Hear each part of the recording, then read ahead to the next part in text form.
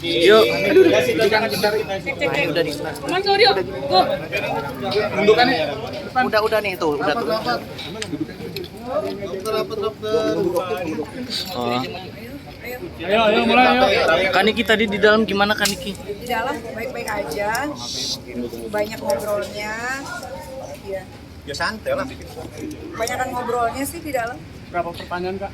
Ada 58 pertanyaan. Jadi yang ditanyakan itu bagaimana ceritanya. Ya di ceritanya ada seseorang minta tolong. Begitu ditolong lapor polisi, kan repot jadinya. Jadi itu aja deh. Apa yang mau ditanya? Artinya sangat disesalin nggak sih, artinya kita niat bantu menolong tapi ternyata harus malah berurusan yang seperti ini gitu? Ya itu kan hak seseorang mau lapor. Tapi kan dalam proses hukum itu orang boleh lapor polisi, tapi harus ada pembuktian. Jadi yang diperiksa, saya langsung yang diperiksa hari ini adalah Dr. Oki. Jadi dokter. Silakan kalau Anda mau tanya. Semua ini diperiksa sebagai saksi supaya tidak simpang siur. Semua diperiksa sebagai saksi.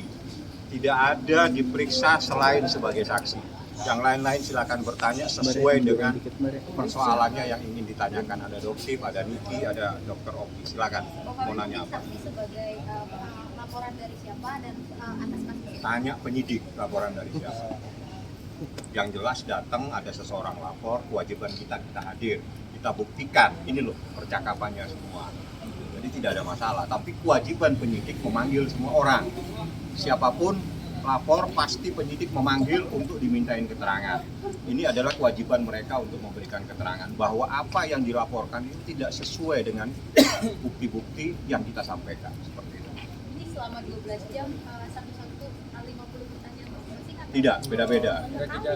Jadi yang di BAP dulu tuh saya, kedua saya sudah selesai, Dr. Oki sudah selesai, baru Doktif. Jadi main tunggu-tungguan, makanya lama.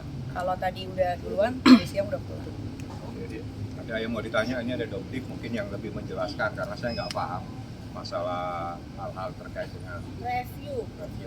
Silakan. Mungkin bisa dijelasin Doktif Oke, awal dikit aja ya, iya. Ute. Jadi tadi Doktif menyampaikan bagaimana sih Doktif itu mereview sebuah skincare. Ada nggak sih data-data? Jadi Doktif menyampaikan bagaimana mereviewnya, cara mereviewnya, dan data lab yang Doktif sampaikan pun semua bisa dibuktikan dengan lengkap, itu aja.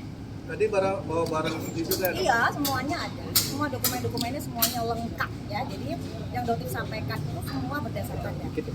Itu aja. Kalau Kaniki sendiri tadi menyampaikan apa mungkin Kak?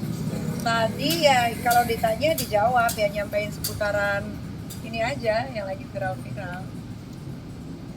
Kalau dari Dokter Oki? Kalau saya ditanyakan sebagai dokter, ditanyakan tentang isu-isu tentang produk-produk skincare yang diperiksa-periksa itu, apakah mengetahui tentang produk-produk berbahaya, apakah benar berbahaya. Lalu juga ditanya Nikita Mirzani hubungan dengan saya apa, saya bilang sebagai pengusaha satu.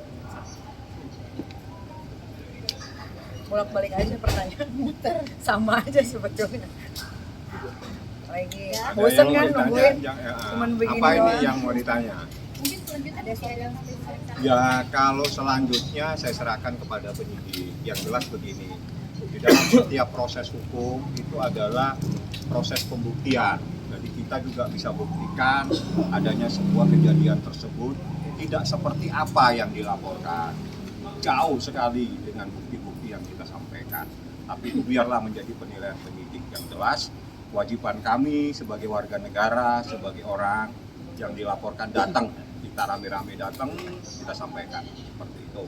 Ini 58 pertanyaan, ini sekitar 28, Doktif juga ada atau 32, ini lawyernya juga di belakang, ini semuanya ini adalah tim dalam persoalan ini. Oke, mungkin dari Niki maupun yang lain gitu, ada pesan nggak sih untuk yang melaporkan ini gitu? Kalau gue sih cuma mau bilang gini ya, misalkan ya kalian dipanggil sama gue gitu ya, sini mau duit nggak? Habis lo ambil duitnya, terus lo diteriakin malu. Gitu ya, kurang lebih begitulah ya. Tapi kan dia shock nggak sih dengan laporan ini gitu? Biasa aja, nggak shock lah biasa. Ngapain dia shock? Dia udah terbiasa yang lebih hebat aja. Cuma lucu aja gitu, ada orang kayak begitu tuh lucu aja. Tapi kamu sendiri kenal deket banget, seberapa deket sih? Nggak kenal, nggak mau tahu, nggak mau deket. Tapi maunya nge-review. Pernah laporannya, katanya laporan pemerasan deh dari pihak kami. Siapa Dari yang pihak diperas? asisten gitu. Siapa? Pelapor langsung Dia diperas. ngomong nggak diperas? Ngomong nggak dari mulutnya diperas? Isi laporan. Ya ngomong nggak? Coba suruh ngomong dong. Nikita Mirzani meres gitu. Jadi Ngomong. gini, Ya, kalau kata dokter ngomong. supaya tidak simpang siur gitu ya, di dalam unsur pemerasan itu pasti ada ancaman. Yang kedua, tidak mungkin ada komunikasi, oke yang terbaik sekian. Ini sebetulnya adalah endorse ya. Saya buka saja dalam percakapan itu terbukti dia minta tolong dalam tengah waktu 1 tahun, dia cari-cari. Bagaimana caranya bisa ketemu Niki? Niki bisa ceritakan itu, setahun minta diperpanjang nanti. Itu ada kok percakapannya. Jadi apa yang menjadi peramai selama ini itu tidak seperti apa yang ada dalam proses pemeriksaan tadi. Jauh. Karena pemerasan itu ada unsurnya, ada ancaman. Bagaimana seseorang datang tidak kenal menelpon seseorang minta tolong supaya ketemu. Habis itu ketemu terus kalau ini nanti setahun ya, habis itu setahun. Kalau mau habis tolong diberitahu ya. Terus bagaimana ada unsur seperti itu? Itu kejadian yang sebenarnya. Jadi ini ada seseorang, saya nggak tahu nih angin apa yang menyebabkan dia melakukan ini seperti itu. Tapi kan Niki kecewa nggak sudah meminjamkan uang tapi dihianatin begitu. Menjamin uang.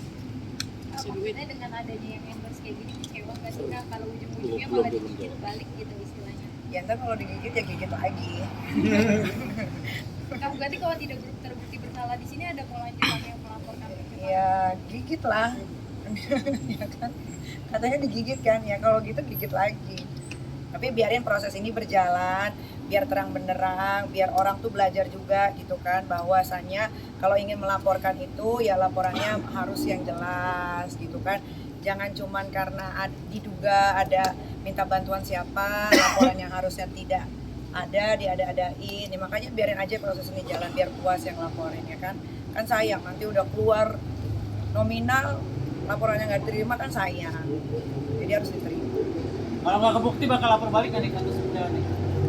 Biarkan aja dulu. Ya, biarin aja dulu prosesnya ini berjalan ya kan. Biar nanti sampai ada pembuktian. Ya kalau ditanya ini tidak terbukti lapor balik ya pastilah nggak usah ditanya itu. Yang jelas ya, walaupun ada laporan ini, Doktif tidak pernah mundur dari persoalan. Mereview ya. Tetap. Karena Doktif adalah sekali lagi, Doktif itu sekarang ya, Doktif itu kan baru di dunia permedsosan ya Teh ya. Rocky ya Dok ya. Kita semua baru mengenal ya, baru masuk ke dunia permedsosan. Di sini Doktif cukup kaget pada saat Doktif berbicara ke media. Itu buzzer-buzzernya menyerang Doktif dengan kata-kata, oh itu panik. Doktif terlihat panik. Tapi kalau nggak bicara dibilang apa? Takut. Ini benar-benar Doktif tuh baru banget. Tapi apa yang Doktif lakukan itu semuanya by data, ya. Dan Doktif itu sebagai seorang konsumen. Jadi jangan nanti masyarakat yang nggak suka sama Doktif bilang ini Doktif selalu berlindung di balik undang-undang. Kan kita kan masyarakat Indonesia dilindungi oleh undang-undang. Jadi nggak ada yang salah. Tapi yang Doktif lihat selama ini yang menang adalah penggiringan opini. Itu yang akan menang. Dan Doktif demi all tidak pernah menggunakan jasa buzzer sekalipun. Ya, jadi Doktif melihat sekarang mereka ini ya diduga menggunakan jasa buzzer yang luar biasa akan menggiring opini publik ke arah yang mereka inginkan. Gitu. Jadi kalau Doktif yang nggak takut, selama Doktif benar kenapa Doktif harus takut? Doktif nggak akan mundur. Gitu. Ya. Mungkin nanti ada yang nanya kemarin-kemarin di live-nya Doktif, bagaimana apakah mungkin akan mundur untuk mereview. Nah, mungkin Doktif kasih kesempatan buat lawyer Doktif bicara. Silakan Bang bicara. Terkait dengan hak mereview ya. Udah. Ya, lanjut Pak. Ya, oke, terkait dengan hak mereview kan itu sudah disampaikan tadi. Berulang kali kita sampaikan bahwa itu sudah ditegaskan dalam ketentuan peraturan perundang-undangan pasal 30 Undang-Undang Perlindungan Konsumen. Dalam rangka pelaksanaan perlindungan konsumen, itu masyarakat, pemerintah punya hak dalam rangka pengawasan itu, baik dalam publikasinya maupun dalam tindakannya nanti untuk melaporkan kepada yang berwenang. Iya, jadi di sini ya Doktif itu ada di masyarakat. Doktif sebagai pembeli, sebagai konsumen, dan tidak ada sedikit pun Doktif ingin menjatuhkan usaha orang lain. Jadi buat yang owner skincare yang produknya sih aman-aman aja, nggak perlu risih, tenang-tenang aja. Tapi buat mereka yang nakal pasti akan risih. Kenapa? Karena keinginan mereka untuk terus menipu masyarakat itu akan terganggu dengan adanya Doktif.